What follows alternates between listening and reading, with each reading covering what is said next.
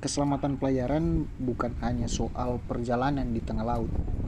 Salah satu momen paling krusial justru adalah saat kapal akan sandar di dermaga. Dalam proses ini banyak sekali risiko yang harus diantisipasi karena kecerobohan kecil bisa berdampak besar, bahkan mengancam nyawa dan bisa saja merusak fasilitas pelabuhan maupun kapal itu sendiri. Saya akan membahas kenapa keselamatan saat kapal sandar itu sangat penting dan kira-kira apa saja yang harus diperlukan.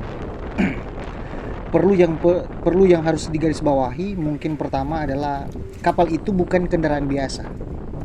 Kapal itu tidak bisa berhenti mendadak seperti mobil atau motor. Karena ketika mendekati dermaga, kapal memiliki momentum yang besar, butuh waktu, jarak, serta perhitungan yang akurat untuk bisa berhenti dengan tepat dan aman.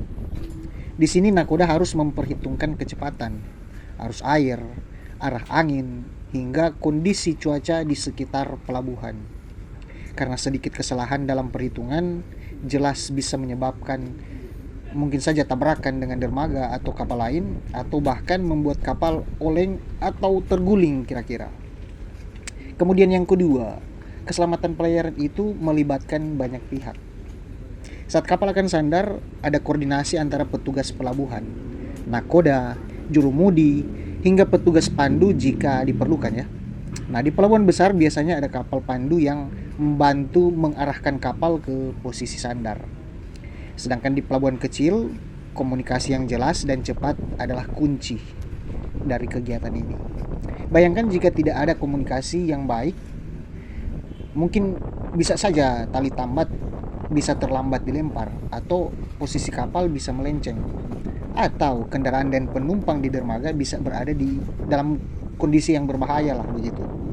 Oleh karena itu, maka petugas harus siaga dan memahami peran masing-masing. Yang ketiga, pentingnya alat keselamatan dan tanda peringatan. Pelabuhan yang baik selalu memiliki rambu keselamatan, petunjuk arah, dan zona larangan yang jelas. Ini bukan hiasan semata. Semua itu adalah sistem peringatan agar dapat melindungi setiap orang dari bahaya. Misalnya zona kuning dan merah di dermaga itu mengartikan area berbahaya yang tidak boleh dimasuki sembarangan. Alat pelampung, helm keselamatan, rompi, sampai dengan sistem komunikasi radio juga harus tersedia dan berfungsi. Tidak ada toleransi untuk kelalaian, karena satu pelampung yang tidak tersedia bisa berarti satu nyawa yang hilang. Kemudian yang keempat, pentingnya disiplin dari pengguna pelabuhan ya. Jadi ini disiplin dari pengguna jasa pelabuhan. Tidak hanya petugas pelabuhan dan kru kapal, penumpang, pengantar, dan masyarakat umum juga memiliki peran besar. Banyak kecelakaan terjadi bukan karena kapal atau petugasnya, tapi karena ada orang yang dia berjalan sembarangan di area-area terbatas ya, seperti di dermaga, atau mencoba mendekati kapal saat belum benar-benar berhenti. Penting sekali untuk diingat kalau dermaga itu bukan tempat bermain atau bersantai. Ia adalah area kerja dengan risiko tinggi. Setiap orang setidaknya harus mematuhilah aturan, mengikuti petunjuk petugas, dan janganlah mengambil risiko yang tidak perlu. Kemudian yang kelima, kesiapsiagaan menghadapi kondisi darurat. Karena kapal bisa saja tergelincir dari tambatan saat cuaca mungkin bisa tiba-tiba berubah, atau bisa saja ada kesalahan teknis saat manuver sandar. Oleh karena itu, pelabuhan dan kapal harus selalu punya prosedur tanggap darurat yang jelas, simulasi evakuasi, latihan penanganan kebakaran, dan sistem alarm harus dijalankan secara berkala.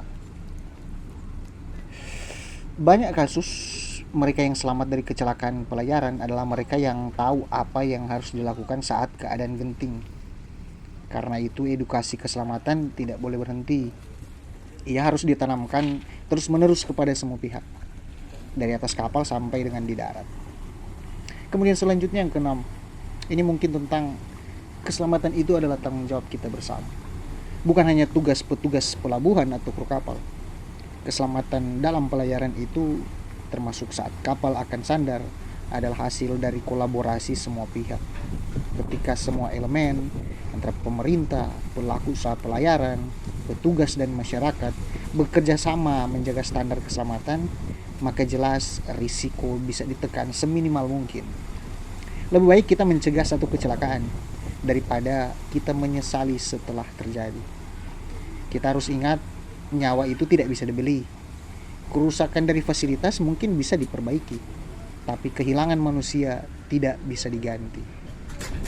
Sahabat-sahabat pelayaran, coba kita tanamkan dalam diri kita bahwa keselamatan bukan sekedar slogan. Keselamatan itu harus dibudayakan. Dia harus tetap hidup dalam setiap aktivitas di pelabuhan dan di pelayaran, terutama saat kapal akan sandar. Karena ini adalah momen di mana banyak hal bisa terjadi dalam waktu singkat. Dengan perencanaan yang matang atau kerjasama yang solid, disiplin yang tinggi, bisa dipastikan bahwa setiap kapal yang datang akan sandar dengan aman, dan setiap penumpang dan muatan akan sampai dengan selamat. Karena pelayaran yang selamat adalah kunci dari pelabuhan yang maju dan dipercaya. Salam keselamatan pelayaran.